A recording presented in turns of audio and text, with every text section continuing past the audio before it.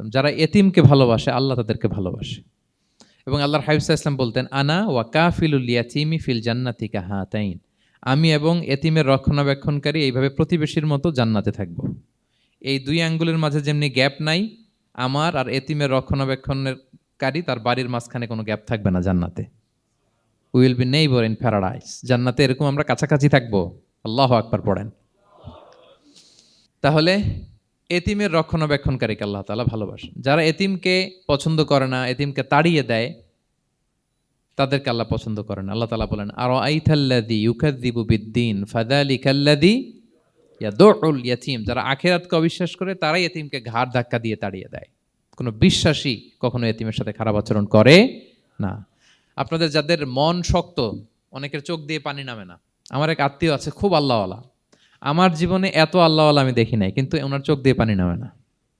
বারবার এসে আমারে বলে যে, মিজান কি করবো বলো, তুমি একটু মোনাজাত ধরো। আমার মনে আছে আমি ওনাকে নিয়ে মোনাজাত ধরতাম, তো ওনার কান্না আসে না চোখ দিয়ে। এত আল্লাহওয়ালা, খুব ভালো মানুষ, কিন্তু চোখ দিয়ে পানি নামে না। এটা অনেকের হয়, নানা কারণে হয়। তো আল্লাহর হাবিব সাল্লাল্লাহু আলাইহি ওয়াসাল্লাম বলেছেন, কারো যদি চোখ দিয়ে পানি না নামে বা হৃদয় নরম না হয়, তারা যেন এতিমের মাথায় হাত বুলিয়ে দেয়। এক সাহাবী এসে বললেন, ইয়া রাসূলুল্লাহ, আমার হৃদয়টা বড় শক্ত, হৃদয় নরম হয় না।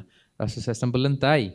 আতুহিব্বু আন ইয়ালিনা কলবুক, তুমি কি চাও তোমার হৃদয় নরম হোক, ওয়া তুদরাকা হাজাতুক, এবং তোমার আশা পূরণ হোক? তিনি বললেন, হ্যাঁ। তখন রাসূল সাল্লাল্লাহু আলাইহি ওয়াসাল্লাম বললেন, ইরহামিল ইয়াতীম, এতিমের উপর রহম করো।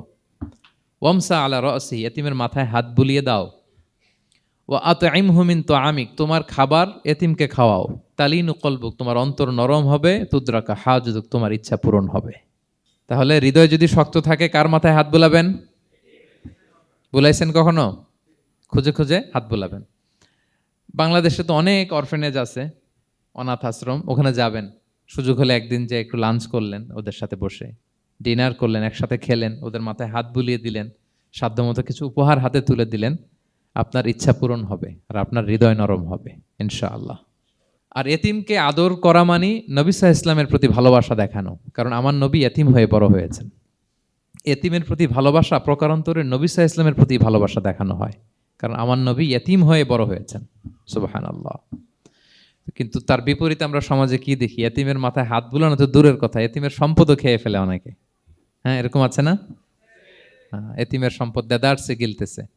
কি যে আমাদের চিন্তাধারা! দেখবেন যে লোকটা এতিমের সম্পদ গিলে, ওরা রোজা অবস্থায় এক ঢোক পানি গিলাতে পারবেন কিনা দেখেন। যে বলেন একটু পানি খান তো, যে খাবে না কেন? হারাম। তো ওই হারাম কিন্তু গিলতেছে ইচ্ছা মতো।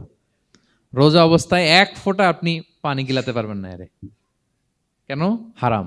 কিন্তু ওইদিকে ভাতিজার সম্পদ গিলতেছে দেদারসে। আল্লাহ বলেন, এটা ভাতিজার সম্পদ না, এটা তুমি জাহান্নামের আগুন পেটে ঢুকাচ্ছ। ইন্নাল্লাযীনা ইয়াকুলুনা আমওয়ালাল ইয়াতামা যুলমান ইন্নামা ইয়াকুলুনা ফি বুতুনিহিম নারা ওয়া সায়াসলাউনা সাঈরা। যারা এতিমের সম্পদ খায়, এটা সম্পদ না, এটা জাহান্নামের আগুন তুমি পেটে ঢুকাচ্ছ। সো এতিমের প্রতি যেন আমরা নমনীয় হই, তাদের মাথায় হাত বুলাই, তাদের জন্য খরচ করি, তাদের প্রতি যেন আমরা দয়াদ্র হই। কারণ আমার নবী এতিম অবস্থায় বড় হয়েছেন।